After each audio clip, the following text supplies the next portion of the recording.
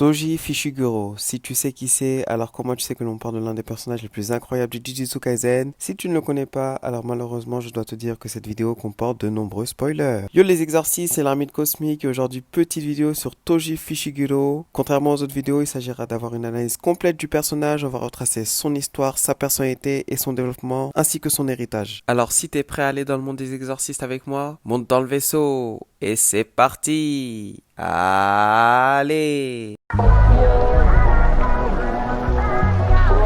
Toji Fushiguro, à la base, c'est Toji Zenin. Et oui, c'est un ancien membre du fameux clan Zenin. Ancien car il a décidé de le quitter vu qu'il ne le considérait comme un moins que rien parce qu'il n'a aucune once d'énergie occulte. C'est en quittant le clan qu'il s'est renommé Fushiguro du nom de sa femme. Après avoir quitté le clan, Toji est devenu un tueur à gages surpuissant connu sous le nom de tueur d'exorcistes. C'est aussi le père de Megumi et l'un des antagonistes phares de Jujutsu Kaisen, notamment dans l'arc du passé de Gojo Satoru. Vous savez, dans chaque manga, il y a un personnage qui se différencie des autres et dans Jujutsu Kaisen, il s'agit de Toji, le genre de personnage qui marque l'œuvre du début à la fin. On les voit peu souvent, mais ils font partie des personnages préférés des gens. C'est le genre de personnage qui, à chaque apparition dans un chapitre ou dans un épisode, ils font que les fans deviennent fous tellement ils sont excités. Des personnages charismatiques qui dégagent une aura incroyable. En revanche, à la différence d'Ace ou d'Hisoka, Toji, il est supposé être mort. Donc comment ça se fait qu'à aujourd'hui, il a pu devenir un personnage incroyable? C'est ce qu'on va chercher à répondre aujourd'hui en analysant à la fois sa personnalité, sa force, son apport dans l'œuvre. On va déterminer pourquoi Toji c'est l'un des personnages les plus importants de l'œuvre et pourquoi il a marqué tant de monde.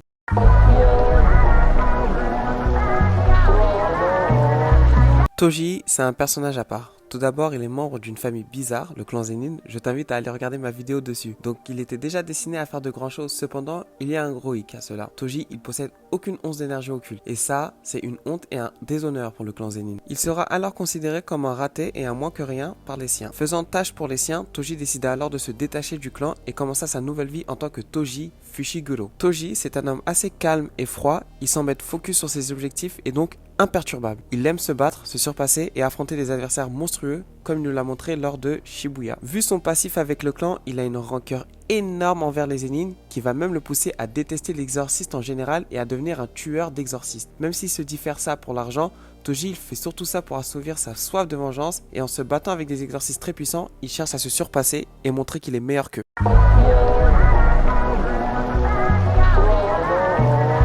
Et du coup, en toute logique, vous allez me demander comment un raté comme Toji peut se battre avec des mecs surpuissants comme Satoru. Et tout d'abord, il faut savoir que Toji, il dispose des qualités physiques hors du commun, pour ne pas dire surhumaines. Yuta Tsukumo le considère comme un surhomme. N'oublions pas qu'il était membre du clan Zenin et donc a profité de cela pour accroître ses connaissances sur le fonctionnement de l'énergie occulte et le monde du Jujutsu. Mais en plus de ça, Toji dispose d'une maîtrise excellente des armes extrêmes. Ses sens et sa vitesse sont ultra développés, ses réflexes sont surhumains. Il est tellement rapide qu'il peut rivaliser avec des exorcistes alors qu'il ne détient aucun atome d'énergie occulte en lui. C'est incroyable. Ses sens sont si développés qu'il peut voir les fléaux sans énergie occulte et tout ça par le simple fait que ses sens sont ultra développés. Mais ce n'est pas tout. En plus de ses capacités surhumaines et de son maîtrise des armes ultra dangereuses, Toji il a un sens tactique effroyable. Du coup, il peut rivaliser avec n'importe quel exorciste et ça lui permet vraiment d'avoir une revanche sur sa famille qu'il a rejetée car il était, selon leur dire, inutile.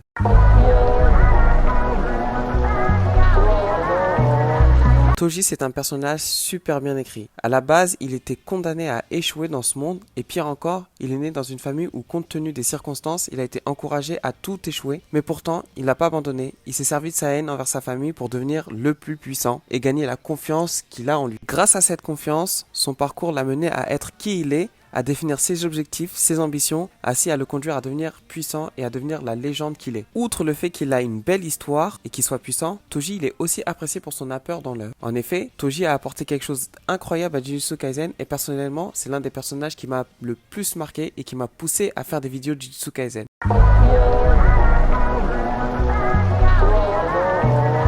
Toji, c'est pas qu'un simple antagoniste, c'est un antagoniste qui a traumatisé le monde du Jujutsu Kaisen. Il a débarqué de nulle part, il a chamboulé à lui seul l'ordre de puissance de Jijika. Satoru était présenté comme le personnage vivant le plus puissant et il n'avait aucune concurrence. Cependant, pendant son arc du passé, Toji va le vaincre assez facilement et ça va être pareil pour Geto Suguru qui lui a été considéré comme le second exorciste le plus puissant. Et donc grâce à cela, on comprend la volonté de Gege, l'auteur, de mettre en valeur ce personnage et d'expliquer l'attrait du public pour lui. Ça va participer à son charisme légendaire et qui va faire de Toji Toji un personnage incroyable qui va relever le niveau du manga. Ça, on peut le voir même dans sa mort. Il meurt des mains de Satoru, le plus puissant, par son sort le plus puissant, mais il meurt de façon légendaire, debout. Et donc avec tous ces éléments, on comprend pourquoi Toji, il a marqué l'œuvre. Le mec, il n'avait rien pour réussir, il avait zéro énergie occulte, il a été abandonné par les siens, il s'est forgé une personnalité et est devenu de plus en plus puissant jusqu'à se hisser au sommet en battant l'exercice le plus fort de Jujutsu. Et donc Toji, il a aussi réussi à marquer l'œuvre parce qu'il a réussi à mettre l'équilibre des forces, il a remis les compteurs à zéro et surtout il a remis en question le fait de ne pas avoir de pouvoir. On pourrait dire qu'il a marqué l'œuvre à la fois à l'intérieur et à l'extérieur. À l'intérieur, il suffit juste de voir à quel point le clan Zenin est traumatisé. On ne sait pas par quel moyen, mais on voit bien que Toji s'est bel et bien vengé du clan. Une vengeance qui les a bien traumatisés, vu à quel point ils sont terrifiés par Maki Zenin en mode berserk. Voilà pour l'analyse du personnage de Toji. On a pu retracer son passé, sa force, mais aussi son apport dans l'œuvre pour comprendre en quoi il était le GOAT de Jujutsu Kaisen. Merci d'avoir regardé la vidéo, j'espère que ça t'a plu. N'hésite pas à liker si c'est le cas et à partager. On se retrouve très vite pour une nouvelle vidéo.